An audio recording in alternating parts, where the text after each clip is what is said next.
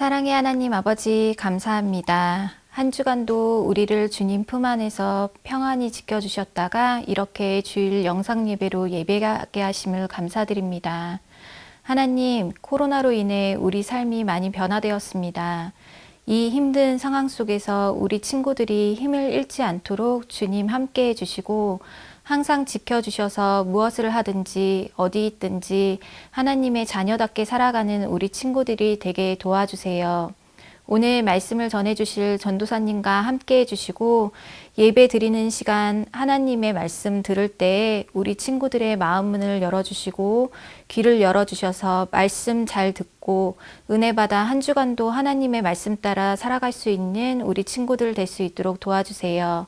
마치는 시간까지 인도해 주실 것을 믿사오며 감사드리며 예수님의 이름으로 기도드립니다. 아멘. 오늘의 말씀은 출애굽기 3장 9절에서 12절입니다. 함께 읽겠습니다. 시작! 이제 가라. 이스라엘 자손의 부르짖음이 내게 달하고 애굽 사람이 그들을 괴롭히는 학대도 내가 보았으니 이제 내가 너를 바로에게 보내어 너에게 내 백성 이스라엘 자손을 애굽에서 인도하여 내게 하리라. 모세가 하나님께 아뢰되 내가 누구이기에 바로에게 가며 이스라엘 자손을 애굽에서 인도하여 내리이까.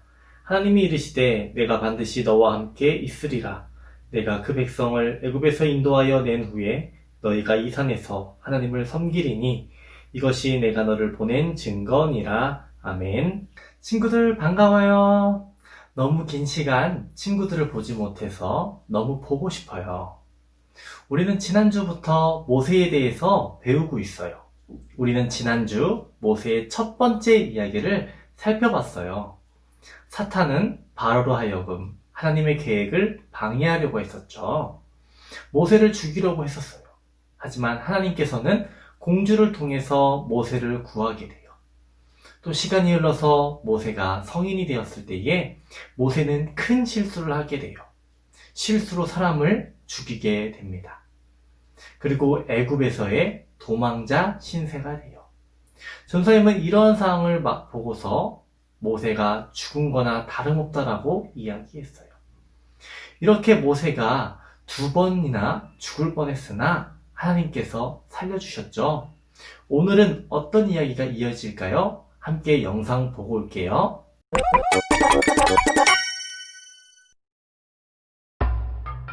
나는 하나님의 명령에 따라 40년 만에 다시 이집트로 돌아왔고 말이 서툰 나를 위해 하나님께서는 내 형 아론을 준비시켜 주셨어. 우리 백성을 풀어주시오. 싫은데? 내가 왜? 이건 하나님의 명령이요. 우리가 광야에서 예배할 수 있도록 우릴 놓아주시오. 안 돼! 이놈들이 게을러져 쉬려고 신을 핑계대는구나. 더 힘든 일을 시켜라. 네! 하나님은 애굽 땅에 무서운 재앙을 내릴 겁니다. 하지만 이스라엘은 재앙을 피할 겁니다. 모든 것은 하나님이 하신 겁니다. 바로의 고집 때문에 이집트에는 10가지의 재앙이 내리게 되지. 이 냄새! 으아! 괴로워! 간지러워! 으아! 10번째 재앙은 이때까지의 재앙보다 가장 끔찍할 것이요. 어디 해볼 테면 해봐! 그날 모든 첫째들은 죽임을 당했고 아들아! 우리 애가 죽었어. 안 돼! 바로의 아들도 예외는 아니었지. 그러나 이스라엘 사람들은 하나님의 명령에 따라 문틀에 양의 피를 발라 첫째의 죽임을 면했어. 이날을 유월절이라고 한단다. 어서 이곳을 떠나! 가서 너희 하나님께 예배드려! 그날 약 200만 명의 이스라엘인들이 애굽을 떠나 광야로 향했어. 드디어 출발이다! 이스라엘 백성이 도망했다는 사실이 바로에게 알려지자 바로는 그들을 잡으려고 쫓아갔어. 바로의 추격 뒤에 이스라엘은 홍해 앞에 가로막혔고 하나님은 홍해를 갈라 이스라엘이 걸어서 건너게 하셨어. 하나님 대단해! 이스라엘이 홍해를 다 건넌 후 바로의 군대가 뒤따르자 갈라졌던 바다가 다시 덮쳐 군대 모두를 덮쳐버렸지. 하나님 무서워! 하나님은 이스라엘 백성을 이렇게 놀라운 방법으로 구원하셨단다. 하나님의 명령하심에 모세는 40년 만에 다시 애굽으로 돌아오게 돼요. 사실 모세가 애굽으로 가고 싶었을까요? 가고 싶지 않아 했어요. 대표적으로 한 말씀만 볼게요. 출애굽기 3장 11절 말씀이에요. 모세가 하나님께 아뢰되 내가 누구이기에 바로에게 가며 이스라엘 자손을 애굽에서 인도하여 내리까? 우리가 읽은 말씀처럼 모세는 하나님 제가 가서 무슨 말을 해야 될까요? 하나님 제가 가서 말을 했는데 사람들이 안 믿으면 어떻게 하죠? 하나님 저는 말을 잘 못하는 사람이에요. 다른 사람 보내시면 안 될까요? 하나님 갈 만한 다른 사람을 한번 찾아보세요. 이렇게 계속해서 고집을 부리고 핑계를 대요. 하지만 하나님께서는 가라고 하셔요. 모세는 고집쟁이의 모습을 보여줍니다. 그러나 결국 고집쟁이 모세는 항복하고 하나님의 뜻에 따르기로 합니다.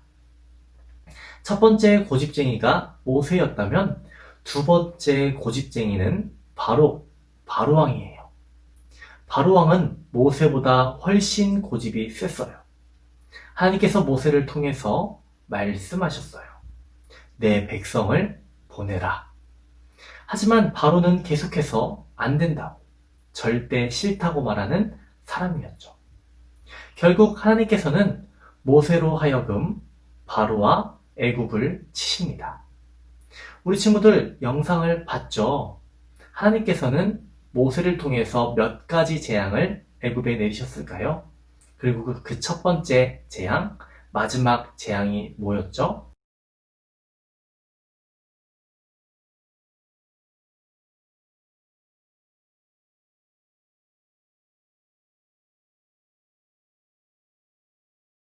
시간이 너무 짧았나요? 10가지 재앙을 하나님께서 일으키셨어요. 또 물이 피로 변하는 재앙을 보여주셨고요. 모든 장자가 죽는 재앙이 일어났어요. 우리 이 재앙들을 살펴볼게요. 이 10가지 재앙들은 모두 애굽의 신과 관련이 되어 있어요.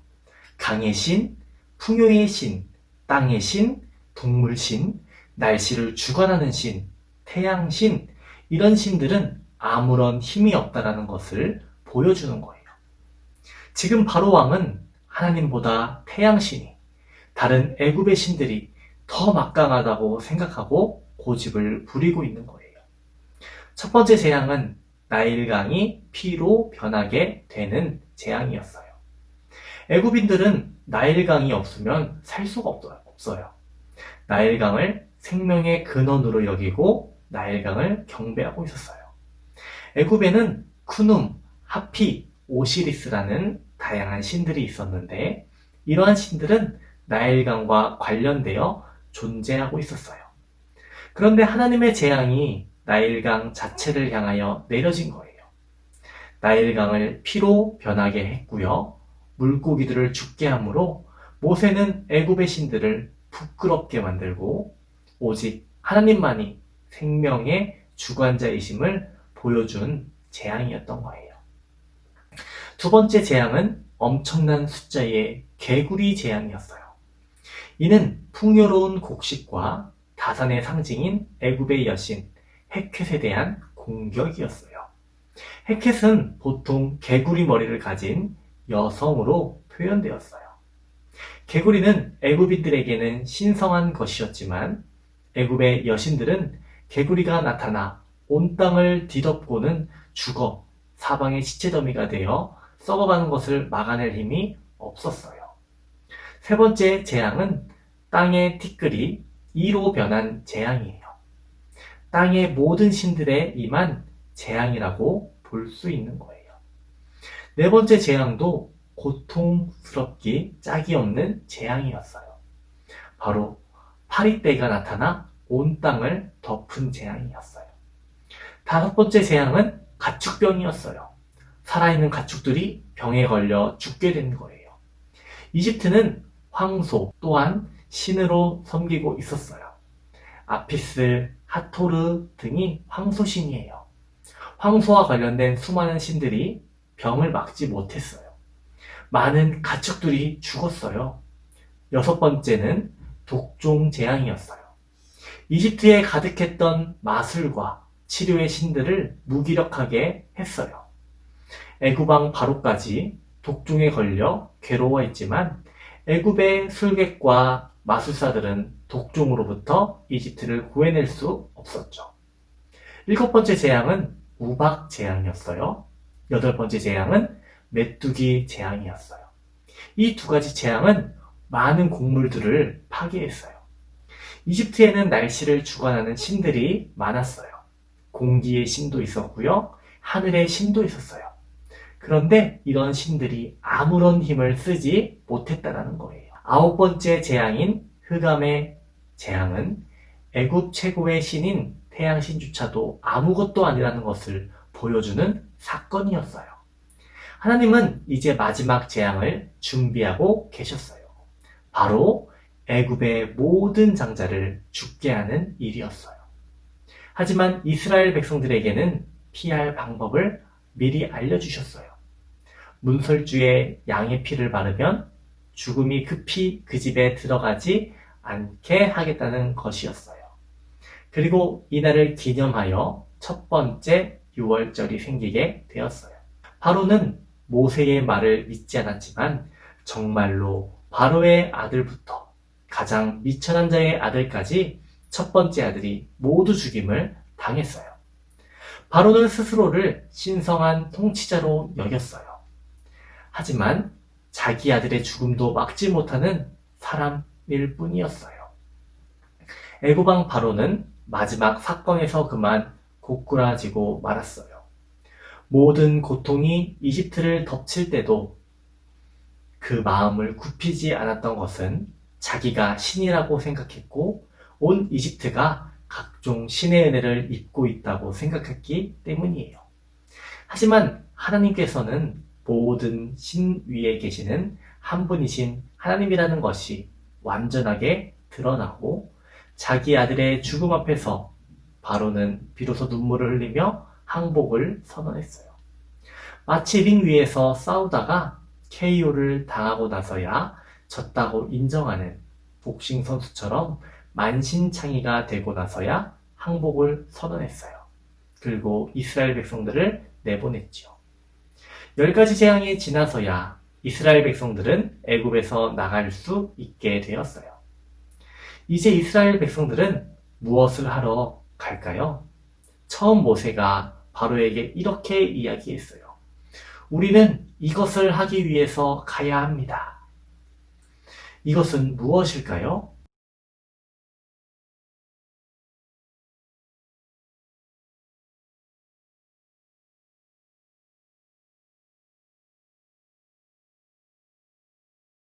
이것은 예배입니다. 예배하기 위해서 우리는 가야 합니다. 라고 이야기했어요. 이스라엘은 이제 하나님의 은혜로 오히려 이집트인들에게 은금과 물건을 얻어서 그 땅을 나오게 되었어요. 그들은 당장 나와야 했기 때문에 준비도 제대로 할 수 없었어요. 그래도 이스라엘은 하나님만 의지하고 나왔어요. 그런데 아직도 한 가지 어려움이 더 남아있네요. 이스라엘이 거대한 홍해바다 앞까지 탈출해 왔을 때 바로의 전차 부대가 뒤쫓아 온 거예요. 우리들의 고집불통 파라오는 도대체 항복하는 일이 없네요. 그는 마지막까지 이스라엘을 추격하고자 합니다. 앞에는 홍해바다, 뒤에는 이집트의 전차 부대. 모든 어려움을 이기고 이제야 탈출하게 되었다고 생각했는데 모두 몰살당할 위기에 처하고 만 거예요. 우리 친구들이라면 이 상황에서 어떻게 했을까요? 돌아가서 맨손으로 애국과 싸울까요? 아니면 수영을 해서 바다를 건널까요? 동물과 유아와 노인은 아마 물에 빠져 죽고 말 거예요. 사람들은 이제 울며 불며 불평하기 시작합니다. 모세가 우리를 여기서 죽게 하느냐고, 애굽에 무덤이 없어 이곳에서 죽게 하느냐고 말했어요. 이때 모세가 이렇게 말합니다.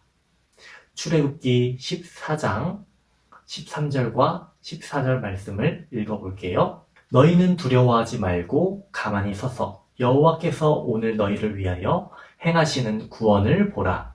너희가 오늘 본 애굽 사람을 영원히 다시 보지 아니하리라. 여호와께서 너희를 위하여 싸우시리니 너희는 가만히 있을지니라. 아멘. 하나님의 말씀대로 모세는 지팡이를 들고 바다 위에 손을 뻗었습니다. 하나님의 불, 구름 기둥은 애굽의 군대를 가로막아 줬고요. 밤새도록 부는 동풍으로 홍해는 벽처럼 갈라섰어요. 이제 백성들은 한 걸음 한 걸음 주님만 믿고 바다로 나아갔어요. 백성들이 다 건너자 애굽의 군대가 급히 쫓아왔어요. 그 순간 모세는 다시 팔을 펴 물이 흐르게 했습니다. 애굽의 모든 군대는 그만 물에 빠지고 말았어요. 이스라엘 백성들은 너무나 기뻤어요. 그리고 하나님을 찬양했지요. 온 이스라엘 백성들은 하나님의 기적을 보았습니다. 온 이스라엘 백성들은 하나님의 능력을 보았어요. 그리고 구원을 보았지요. 사랑하는 친구들, 우리는 오늘 출애굽을 하게 하신 하나님의 뜻이 무엇인지를 알아야 해요. 왜 그들을 구원하셨을까요? 출애굽기 8장 1절을 볼게요. 여호와께서 모세에게 이르시되 너는 바로에게 가서 그에게 이르기를 여호와의 말씀에 내 백성을 보내라. 그들이 나를 섬길 것이니라. 이유는 단 하나였어요. 내 백성이 나를 예배하게 하기 위해서라고요. 오늘 우리도 죄의 노예에서 구원함을 받은 이유는 동일합니다. 하나님께 예배하는 사람이 되도록 우리를 구원하신 거예요. 우리를 하나님과 가까이 하는 사람, 하나님을 섬기는 사람이 되게 하시려고 죽을 수밖에 없는 우리를 구원하셨다는 거예요. 그러니 진심으로 하나님을 섬기고 예배하는 우리 친구들이 되었으면 합니다. 마지막으로 정리해 볼게요. 하나님께서는 이스라엘 백성들이 예배하기를 원하셨어요. 2명의 고집쟁이가 있었어요. 누구랑 누구였죠?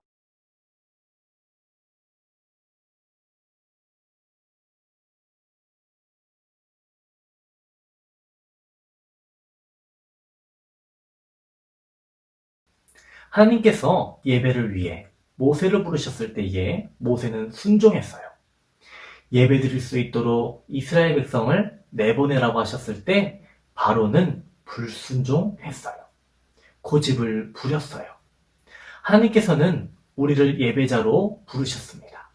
그런데 우리는 정말 예배 드릴 준비가 되었나요? 우리는 모세처럼 바로처럼 변명하고 있는 건 아닐까요? 어떤 변명을 우리는 할까요? 시간이 없었어요. 그 시간에는 다른 거를 해요. 재미가 없어요.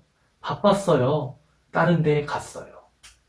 깜빡 잊어버렸네요. 많은 핑계를 댑니다. 하나님이 우리에게 하신 말씀을 기억했으면 좋겠습니다. 우리는 예배자가 되어야 해요. 모세처럼 예배를 위해 힘쓰는 사람이 되기를 바랍니다.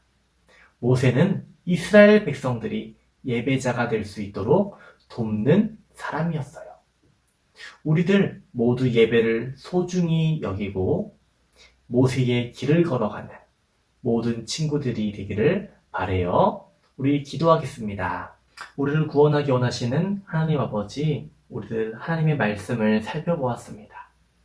하나님께서 모세를 부르시고 모세를 통하여 예배자로 사람들을 부르신 것처럼 하나님께서 우리를 예배자로 부르실 때에 우리 친구들도 예배자로 나아갈 수 있도록 도와주세요. 우리와 하나님 사이에 가로막힌 것들이 있다면 하나님 모두 허물어 주시고 우리들 예배자로 나아갈 수 있도록 도와주세요. 하나님, 코로나로 인해서 함께 예배하지 못합니다. 우리 친구들과 우리 선생님들 함께 모여서 찬양하고 기도하고 말씀 들을 수 있는 날을 간절히 원합니다. 하나님, 코로나를 물리쳐 주시고 우리 함께 모여서 예배 드릴 수 있도록 도와주세요. 하나님께서 함께 하실 줄 믿습니다.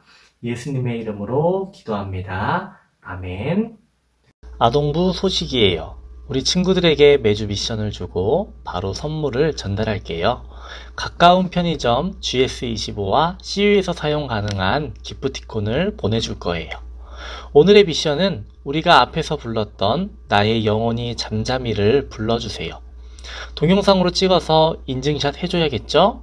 전도사님에게 보내주세요. 꼭 이름 적어주고 GS25와 CU 둘 중에 어떤 거를 원하는지 알려줘야 되고요. 기프티콘을 받을 번호를 적어주세요. 찬양은 앞에 다시 돌려보면 되겠죠? 우리 많은 친구들이 참여해주세요. 우리 주기도문송으로 오늘의 예배를 마치겠습니다. 다음 주에 또 봐요.